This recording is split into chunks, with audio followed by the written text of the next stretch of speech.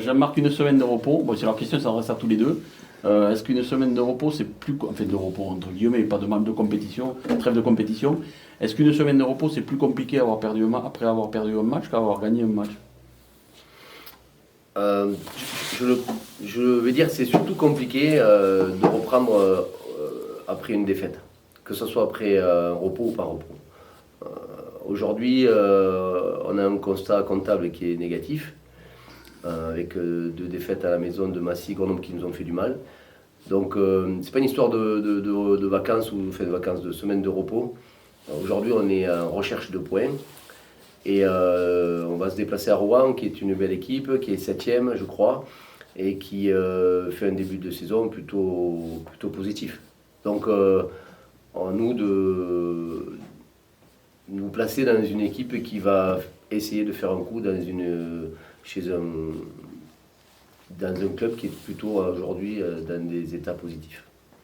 Par rapport à la même question, en tant que joueur, toi, est-ce que c'est différent d'avoir une semaine de repos après une défaite et après une Je vous victoire? garantis que. Et je pense que ce petit break avait un goût d'amer, vraiment. Et je pense qu'au compte de nous tous, je ne sais pas combien on est de joueurs, plus staff, on 50, 60, qui a bien dormi, vraiment. On avait toujours dans un coin de tête un petit goût d'amer, ouais. Donc ça, je peux vous confirmer à 100%. Je parle pas que de moi, vraiment de tout le groupe. Donc c'est plus compliqué une semaine de repos après une défaite. Oui, par repos, oui, c'est pas pareil. Forcément. Donc, on va retrouver une équipe super motivée qui se rend à Rouen alors. Ben oui, c'était le but des coachs aussi, ce qu'ils sont dit, de positiver, parce que si on se tire vers en bas, franchement, c'est pas du tout la solution, on sait très bien le chemin qui nous amène. Donc, positiver l'état d'esprit dans le groupe. Et sincèrement, c'était vraiment très bien réussi, je trouve, la semaine dernière ou cette semaine. Et surtout l'intensité d'entraînement cette semaine, on voyait vraiment que, aussi à cause de Brest qu'on a eu, on a pu se reposer un peu plus. On avait 3 jours ce week-end, donc oui, on est plus en canne et forcément, il faut s'entraîner pour mieux jouer. Jean-Marc, Rouen cette année est un peu l'équipe surprise de ce début de championnat. C'est une équipe qui n'a pas forcément énormément évolué à l'intersaison. Comment t'expliques ce changement de position alors qu'ils sont depuis assez longtemps plutôt à la ramasse dans leur exercice?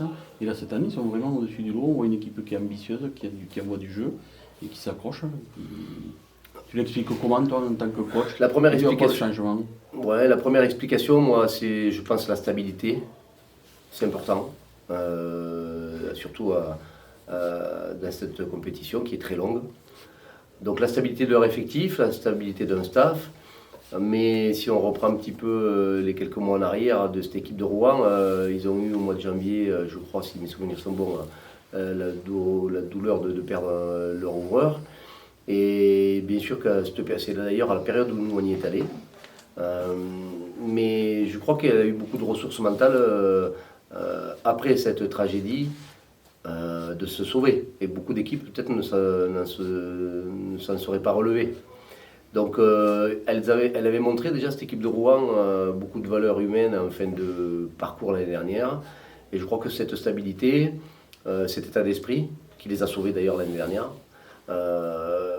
marquer des points en début de championnat de cette nouvelle saison. Donc ça c'est un premier point. Le deuxième point c'est un effectif qui est de qualité, que ce soit devant ou derrière. Et donc aujourd'hui elle est sûrement à la place peut-être qu'elle mérite. Voilà. A contrario, nous on est dans l'état inverse. Alors on est au tiers du championnat. Quel bilan tu peux faire de ce tiers-là? Alors je te demanderai de faire un bilan notamment sur ta ligne de 3/4. L'année dernière on voyait une équipe de 3/4 qui envoyait pas mal de jeux, qui se trouvait beaucoup.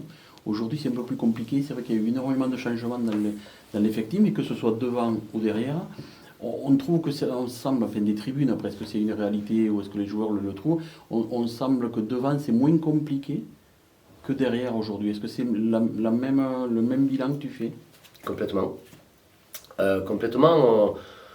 Aujourd'hui, le bilan comptable de de l'effectif et de l'équipe il est négatif, et le bilan des trois quarts est les tout autant. J'en prends la responsabilité sans aucun problème. Ce qu'il y a, c'est que on a perdu beaucoup de joueurs, mais on a récupéré, mais on a des joueurs notamment leaders, et je pense notamment à Dorian Jones qui n'a pas 200 minutes depuis le début de saison, et à Jordan Poulettoa qui lui a 0 match depuis le mois d'avril 2022. Donc ça fait déjà plus de 6 mois. Voilà, donc on a beaucoup de joueurs nouveaux, beaucoup de jeunes joueurs aussi, et donc moins d'expérience. Et c'est vrai qu'aujourd'hui, je reconnais que le travail des avants, qui est plutôt performant, et en tout cas l'est beaucoup moins sur notre jeu de 3 quarts. Mais je voudrais aussi rappeler que l'année dernière, à la même période, on ne jouait pas très bien, autant collectivement que derrière, et que notre jeu a plus ou moins changé le jour où on a fait rentrer Dorian Jones. Et ça s'est passé entre janvier et février. Donc, je suis aussi plutôt positif dans l'avancée de notre jeu, mais le constat aujourd'hui, il est plutôt à la baisse, mais je suis persuadé qu'on va y arriver. Mais il me fallait du temps, il nous faut du temps aussi, je vais donner du temps aux joueurs, on en a déjà donné. Maintenant, je vous le dis, entre la fin de ce bloc et le début de l'année civile, il faudra qu'on passe à la vitesse supérieure, c'est une certitude. Mais je suis quasiment sûr qu'on y arrivera. Un peu la même question. Est-ce que tu as le sentiment aussi que devant, vous trouvez un peu mieux que derrière? Et pour rebondir sur ce que je suis en train de dire, est-ce que c'est plus facile devant, malgré tous les changements, de s'adapter à ses nouveaux coéquipiers que derrière, où ça demande plus de vitesse, un peu plus de cohésion devant, il y a beaucoup de force qui est demandée. En tant que joueur, tu l'analyses comment ça déjà? Est-ce que toi tu te sens bien dans cet effectif-là? Est-ce que tu sens que devant vous êtes à peu près pas mal, et alors que derrière c'est un peu plus compliqué? C'est quelque chose sur le terrain que vous ressentez aussi en tant que joueur? Déjà, je me sens très bien dans l'effectif, donc c'était mon choix de venir là justement pour cet effectif-là, pour se retrouver le groupe. Et s'intégrer assez rapidement, même devant, on est quand même pas mal nouveau. Donc oui, forcément c'est compliqué, mais facile,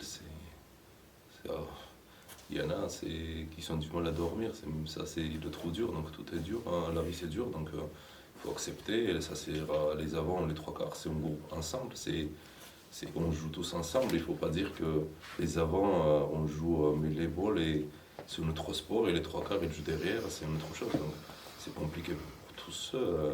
Il faut assumer tous ensemble, il faut se relever tous ensemble, et pas les avants séparément ou les trois quarts séparément. Donc, il faut trouver un déclic pour renverser cette situation-là et positiver la situation, parce qu'il faut, si on baisse la tête, ça sera pas, c'est pas la solution, sur certaines. Est-ce que Rouen, ça peut être le bon endroit justement pour relever la tête? Parce que c'est l'adversaire. Ça peut être partout au bon endroit. Ça peut être partout au bon endroit. Je viens de dire qu'il n'y a vraiment pas un match facile. Donc on est 16 à Pro D2 et 16 vraiment équipés. Donc il y a tous les clubs qui sont 16 armes et il faut se battre avec ces armes. Il n'y a pas un match facile et tous les matchs peuvent être un déclic. Ça n'a rien à voir avec les adversaires en face. En face, c'est 15 mecs, on arbitre un terrain. Chaque week-end, c'est rien d'autre. Alors la solution ne peut venir que de vous, c'est ça? Que de vous, que des joueurs? Tous les staffs, oui. Mais au final, c'est nous qui sommes sur le terrain et dans la semaine, c'est que nous qui s'entraînons. Donc il ne faut pas oublier que celui qui sont dans le cercle, c'est que nous sur le terrain. Et avec le staff, il faut trouver les solutions. Il n'y aura personne d'autre qui va venir de nulle part qui va nous faire gagner le match. Ça c'est sûr certain. Donc voilà, c'est pour ça il faut surtout positiver la situation et pas baisser la tête. Est-ce à dire que le principal adversaire de Carcassonne, c'est Carcassonne lui-même? Le principal adversaire de chaque joueur, je pense que c'est le joueur lui-même. Jean-Marc, si on regarde le championnat, au tiers du championnat, on est la 10e journée, on vient de passer la 10e journée. Si on regarde le classement, il n'y a absolument rien qui est fait. C'est la première année où le championnat est aussi resserré. On a l'habitude de le dire, hein, chaque année qui passe, font que la Pro D2 se resserre de plus en plus. À l'époque, il y avait des petits clubs. ça se détachait très rapidement, notamment les promus qui lâchaient prise rapidement, c'était compliqué de s'adapter. Cette année, c'est hyper resserré. Une victoire à l'extérieur et tu rebascules dans le ventre mou, mais tu te donnes un bol d'oxygène. Comment tu l'expliques, cette situation-là? Ça veut dire qu'aujourd'hui, toutes les équipes sont armées. Ça tire vers le haut, ça tire vers le bas. Non, quel est ton sentiment en tant que staff? Moi, je pense que ça tire vers le haut. La preuve, c'est que les équipes qui montent de national, elles sont déjà équipées. Et à mon sens, tu ne peux pas monter en Pro D2 de national si tu n'es pas équipé. Donc ça, c'est une certitude. Et aujourd'hui, il y a une homogénéité un petit peu des équipes. Alors, il y a toujours 3-4 équipes qui sont peut-être un peu au-dessus, mais elles arrivent aussi à perdre des matchs, et même chez elles, hein, ces équipes-là. Donc ça, c'est un constat, oui, bien sûr, qui est, je pense, plutôt à la hausse, et un championnat qui devient de plus en plus dur, mais qui est très, très linéaire, hein, 30 matchs. On a souvent l'habitude de dire que c'est un marathon, mais c'est un marathon sous 40 degrés, quoi. Ça cogne. Hein. Donc ça, c'est un constat. Deuxième constat concernant sur le classement. Aujourd'hui, on est à 1 point du dernier, mais on est aussi à 5 points du 12e. Donc on s'aperçoit qu'on n'est pas très loin non plus. Il y a une chose qui est certaine, c'est qu'on est en déficit de points. On est sorti 5 fois et on a pris 0 points à l'extérieur. Et sur les 10 matchs, on a 3 victoires avec 7 défaites. Donc bien sûr que le bilan il est négatif. Et c'est pas comme ça qu'on avait espéré. Mais par contre, je suis persuadé, et c'est pas mon côté optimiste ou positif, c'est que je pense réellement qu'on va se relever. Alors, quand, je sais pas, j'espère dès vendredi à Rouen. Et je fais cette petite parenthèse parce que moi j'ai eu l'impression qu'on a fait une très bonne semaine d'entraînement, que ce soit lundi, mardi, il y a eu 2 belles journées d'entraînement avec beaucoup d'intensité et surtout une prise de conscience du groupe. Voilà. Donc on a l'habitude de dire quand on s'entraîne bien, on joue bien. On verra vendredi, mais en tout cas les lumières sont allumées. Et j'ai l'impression que... Il faut économiser. Pardon ? Il faut économiser. Il faut économiser. Mais bon, si on peut faire Versailles vendredi, tant pis, hein, on allume tout. Hein. Donc voilà, moi j'ai l'impression qu'on n'est pas loin et qu'il nous faut quelque chose à l'extérieur. On va y aller sans pression à Rouen parce que c'est le début de bloc, c'est un match à l'extérieur. Si on regarde les classements, ils seraient soi-disant meilleurs que nous. Mais moi j'aurais joué un co, ils seront meilleurs que nous que si on décide qu'ils sont meilleurs que nous. Moi aujourd'hui, j'ai plutôt le côté, on a fait une belle semaine. Je crois que les joueurs vont être revanchards. Nous on l'est bien sûr. Il y a peut-être un coup à faire à Rouen. Et c'est peut-être le début d'une nouvelle aventure. Voilà. Il ne faut pas regarder derrière. Ce qui est fait est fait. C'est un constat. Attention, hein, je ne me cache pas derrière ce qui n'était pas bien fait. Mais moi, je crois qu'aujourd'hui, ce qu'il nous faut changer, c'est notre état d'esprit. Gagner à l'extérieur, perdre à l'extérieur, on s'en fout. Tous les matchs, il faut les jouer pour les gagner. On en a perdu 2 à la maison, on n'avait pas dit on va perdre contre Massy et Grenoble. Donc, et on ne va pas dire maintenant on va à Rouen, bon, on va perdre. Il faut gagner tous les matchs et je pense réellement qu'on peut gagner partout et qu'on peut perdre la preuve contre le dernier chez nous.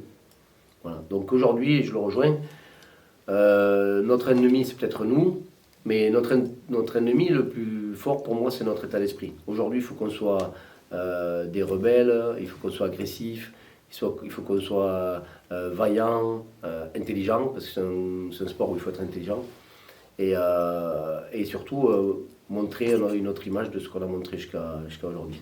Ce qui veut dire que cet état d'esprit-là, tu ne l'as pas retrouvé sur les 10 premiers matchs? Non, complètement. Non, j'ai trouvé de la qualité, des hommes en dehors, j'ai trouvé la qualité, certaines actions, certaines séquences de jeu, mais je n'ai pas retrouvé un état d'esprit conquérant et solidarité. Alors par moments oui, hein, je ne peux pas dire que tout est négatif, attention, mais il nous manque ça. Aujourd'hui, c'est ce qui fait la valeur ajoutée de ce club, de cet esprit ici d'équipe et de l'identité, c'est un petit peu notre ADN. Donc quand on recrute des joueurs, on recrute aussi des joueurs dans ce sens-là. On essaie de garder les joueurs qui collent à cet esprit. Donc on l'a un peu perdu, mais c'est pas très grave hein, de perdre, il faut s'en apercevoir. Je crois qu'on a fait un état des lieux. Et maintenant, c'est une nouvelle aventure qui attaque des vendredis à Rouen. Je l'espère en tout cas. Et je vous dis, les voyants de la semaine d'entraînement étaient plutôt très bons. Donc au début de ce nouveau bloc de 5, là, avec quand même 3 déplacements et 2 réceptions, vous êtes quand même largement optimiste. Complètement. Enfin, en tout cas pour moi, et pour le staff, je crois, pour l'équipe aussi. Je crois que tout le monde est... la preuve, hein, c'est que nous, enfin, je parle un peu plus sur un plan personnel, mais nous, aujourd'hui, le staff, on pourrait être sur la sellette, on pourrait être un peu tendu, il n'y a personne qui nous met la pression. Donc c'est une qualité aussi de ce club, mais le constat, il n'est pas bon aujourd'hui, mais il n'empêche que oui, on reste positif, solidaire surtout, tous, ensemble, avec les joueurs. On a fait des choix forts, on a eu des discussions, mais il n'y a pas de moi, je suis persuadé qu'on va se relever, bien sûr. Mais qu'est-ce qu'il manque aujourd'hui à l'USC pour ne pas être en situation dangereuse en fin de On gagne classement? des matchs. C'est pas con ça. C'est Bon, parce que ça. Jean-Marc parle d'état d'esprit, etc. Est-ce que tu adhères à ce qu'il dit? Est-ce qu'il manque un état d'esprit plus conquérant sur le terrain? Est-ce que tu analyses de la même Il faut manière? prendre plus des initiatives, je pense. Il ne faut pas vraiment hésiter. Il y en a beaucoup des jeunes, beaucoup de nouveaux. Donc il y en a qui sont peut-être en réserve, etc. Mais bon, c'est vraiment le moment, comme je disais, de se rebeller parce que on est avant-dernière. Donc il y a des matchs où il faut tout donner et il faut montrer vraiment ses qualités à 100%. Et ça va se passer bien, surtout rester dans le cadre et écouter les consignes. Parce que tu peux être très bon individuellement, mais si on n'est pas bon, si on n'écoute pas les consignes, au final, on ne joue pas tout seul, on est 15 sur le terrain. Et encore combien ils sont derrière nous. Donc, ils travaillent jour et nuit pour nous donner les détails, etc. etc. C'est pas pour pas écouter ou pas se rendre compte sur le terrain, parce que sur le terrain, on n'est que 80 minutes. Donc, on passe une semaine pour 80 minutes.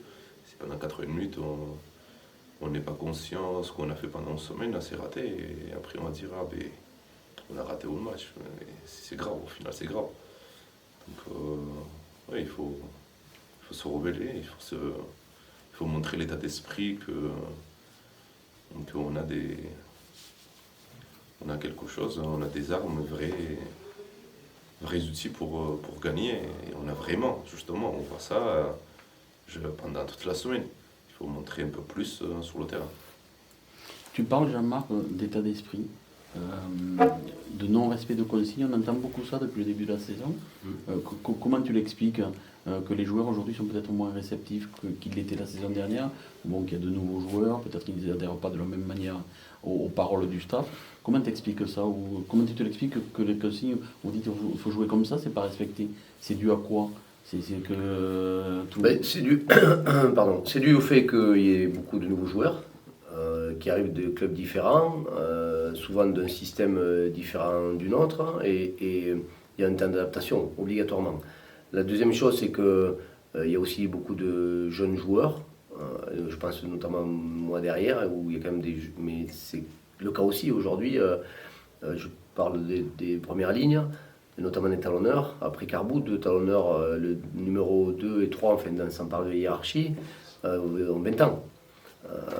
Voilà, on a comme Joussin qui a 20 ans, enfin, il y a quand même beaucoup de jeunes aussi.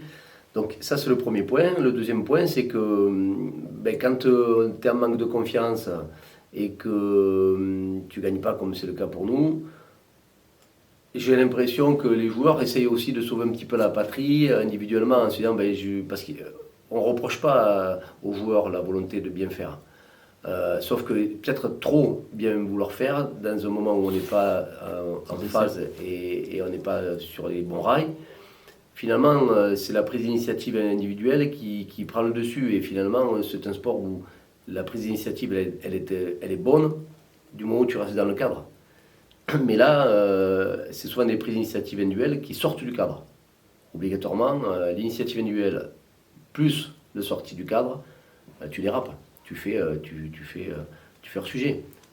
Et donc, c'est cette confiance-là qui nous manque. Et du coup, les prises d'initiative existent un peu moins. Et tu te retranches finalement dans un rang collectif qui n'est pas encore bien huilé. Et c'est cette spirale un petit peu négative de confiance et de manque de victoire qui fait que derrière, les mecs se disent finalement, je ne vais plus prendre d'initiative parce que je vais peut-être me faire engueuler si je la prends. Et c'est cette situation-là qui fait que tu joues un peu quand tu es joueur avec la peur. Le collectif, il se reconcentre sur des choses qui finalement ne sont pas la réalité. Et souvent, quand on parle de non-respect des consignes, c'est essayons, quand on est joueur, de respecter ce qu'on vous dit, nous, le staff. Pardon. Et ensuite, on ira tous dans le même sens. Voilà. Aujourd'hui, il faut qu'on aille tous dans le même sens. Si on dit on va tous d'un côté, il faut qu'on aille tous d'un bon côté. Et si on se trompe, nous, staff, on assumera. Parce que c'est nous qu'on leur demande d'aller d'un côté. Mais on ne peut pas dire à 23 joueurs d'aller d'un côté s'il y en a 10 qui partent de l'autre côté. Parce que la guerre, elle est perdue des deux côtés. C'est-à-dire, elle est perdue du côté où les mecs vont nous écouter. Et elle est perdue de l'autre côté parce qu'ils vont y aller seuls.